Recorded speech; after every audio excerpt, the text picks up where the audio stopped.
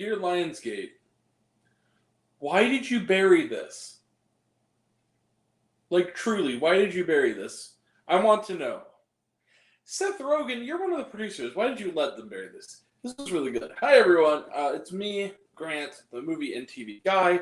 Welcome to Raised on Popcorn with Grant, everybody. And today we are talking about a movie. Movies and TVs that we do here. And that movie is one you probably haven't heard of, and it's because it has had almost no marketing, except for a trailer. And is being released in just a handful of theaters. And that's a shame. And that movie is Cobweb. Cobweb is produced, like I said, by Seth Rogen, but it is also directed in his feature directorial debut by Samuel Bowden, and it is written by Chris Thomas Devlin. So what is Cobweb about? Well, I'm going to be as vague as I can, but essentially the film centers on a young boy named... A young boy named Peter. He's played by Come On, star Woody Norman. And he is, it's 1 week before Halloween. He's a lonely, isolated kid.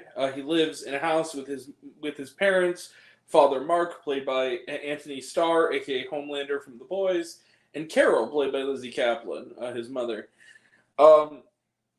He is prone to nightmares. He hears knocking on the walls of his bedroom and hears a young girl's voice. When he brings it to his parents' attention, they just cast it off as nightmares.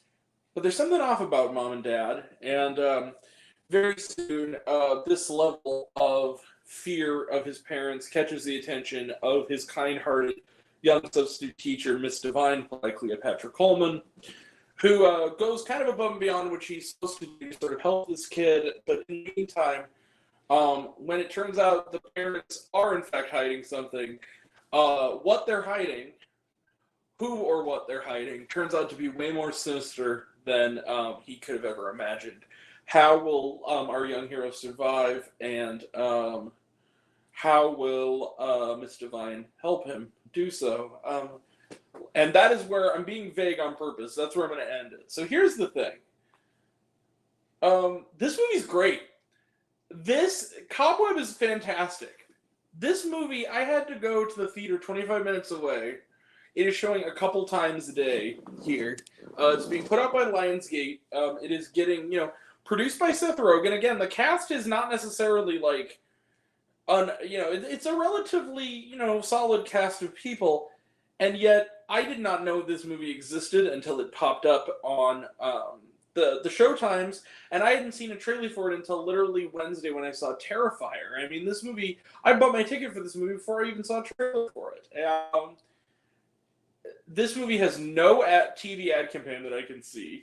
They're really not marketing it at all. Seth Rogen, mind you, it's the SAG-AFTRA strike, so maybe he just can't promote it. But Seth Rogen isn't making any mention of it at all on his social media. None of the cast is. This movie is like buried. I don't know who decided to. This movie was shot, I think, like 3 years ago, and it's been sitting on a shelf. They really didn't know what they had. This movie is great. It's creepy. It's tense. It's just long enough. The movie's about 88 minutes. It moves like a bullet. It's quick. It's creepy. It has balls. It does things that other mainstream horror doesn't do. It has a good cast who are all on the top of their game. And this guy, Samuel Bowden, for a first feature, it isn't Barbie. And I'll get there. Thank you for watching, by the way, Becca. It isn't, but this movie is not what you think it's going to be. I have a feeling... Look, I know it's Barbenheimer, and look, I loved both Barbie and Oppenheimer. Adored them. But once you're done with Barbenheimer, if it's in your town, could you maybe spare a little time to see Cobweb? Because this movie, it is being dumped into theaters with, no fanfare by Lionsgate. And it's produced by Seth Rogen. You think that just even having his name attached to this would be enough to give this a wide release, but no, it's being released in a handful of theaters. It's kind of being dumped after being sitting on a shelf for 2 years. I don't get it, because this movie is really, really creepy and really, really effective and clever. And the reason I'm being vague is that I went into this pretty cold. I mean, even that one trailer, they don't really tell you much of anything that's going on. I went with my buddy Ryan, who had not even heard the name, didn't know what this movie was called. Like, he had to remind himself. When I mentioned I've seen this movie in O'Fallon called Cobweb, he said, "What is that?" And he says, "I don't know. It's like a horror film." And he said, "Okay, I'll go with you." He said, "I did not watch a trailer for this movie. I never heard of this movie. I saw my introduction to this movie's existence was seeing the poster out front. That was the first, literally, when I was walking into the theater. And he loved it. So did I. We had a great time. And what makes me honestly kind of happy is that our screening, maybe it was just because people got sold out of Barbie and Oppenheimer, I don't know, relatively packed for like a 6 o'clock show on a Saturday. I mean, people showed up to this. So and everyone seemed to really have a good time with it. I mean, it's creepy. There's a lot going on, and it's also just the right mix of creepy and silly. I feel like this movie is going to be like an Empty Man-esque cult film. I really do. I feel like once this goes out there on streaming or on video on demand, it's going to really become like this forgotten, buried little treasure that kind of got lost in the shuffle. I loved Cobweb. And also like the critical reviews are not bad for this. This is in like the high 60s on Rotten Tomatoes. It's a fresh tomato. Like, it just kind of got buried in the shuffle. I don't know what happened, or what intern just decided to, or just executive decided that we're not going to promote this at all. Like, if you go on social media, they have, if you go on like Facebook or Instagram, they do have an official checkmarked Facebook and Instagram page, but all that's on there is the Lionsgate logo and the title. There's nothing on there that is promoted, and it looks like it's just a dead link. Like, it says coming soon from Lionsgate Cobweb. That is it. There's no poster. There's no social media presence to it at all. This movie just kind of came out. And that's a shame, because it's really good. It's really good. And guys, I know that I'm going big. The other thing is I'm not going to plus this, because I will say this. It is, it is just sort of, there are some somewhat silly elements, and I'm not going to say what the twist is, Becca. You have to see the movie. I'm trying to get people to see this. I don't want to tell anybody what's going on. But yeah, the trailer is just enough to kind of get a taste of what this movie is, because it's not what you think it's going to be. I really love this. This is a really great little horror thriller. It's almost like the most delightfully fucked up Goosebumps episode you've ever seen. It's essentially a Goosebumps episode you've ever seen. It's really interesting. I really dug it, and it's a really great little horror film, and called Cobweb. If it's near you, seek it out, because it's really good. And guys, I'm gonna give it. Yeah, you see it. Bang! 5 out of 5 stars for Cobweb. This deserves love. I can't go plus with it. It's not like in the top tier very best of the year, but it's a runner-up. I mean, this was really.